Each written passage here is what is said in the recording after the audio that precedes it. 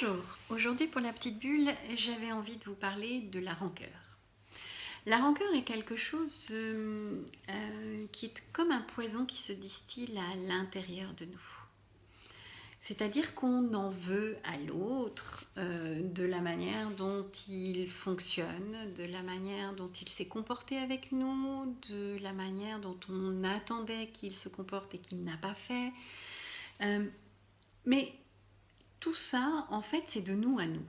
On n'a pas forcément parlé des choses, on n'a pas forcément dit les choses, on n'a pas forcément expliqué les choses et on garde ça. Donc cette rancœur va nous téléguider dans nos actes vis-à-vis de cette personne. On va s'empêcher d'être trop généreux, on va s'empêcher de faire les choses avec l'autre comme pour lui faire payer.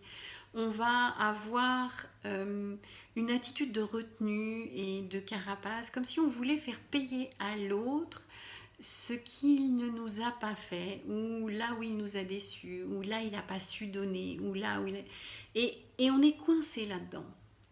Donc je vous invite simplement à regarder un petit peu là où il y a des petits bouts de rancœur avec telle ou telle ou telle personne. Et est-ce que l'autre, parce que c'est quelque chose qui peut se faire à deux, mais on peut déjà regarder soi, est-ce que l'on est de soi à soi au clair avec ça? Et est-ce que on est au clair avec l'autre?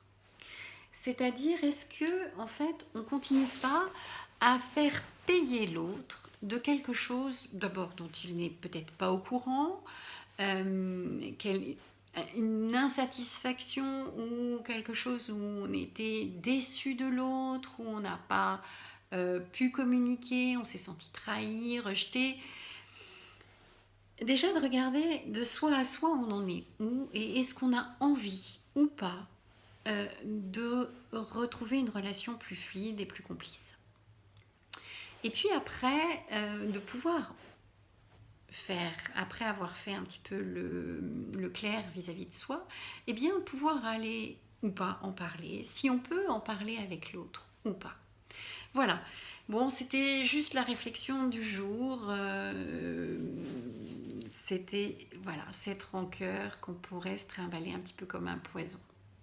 Bien. Eh bien, je vous souhaite une belle et heureuse journée.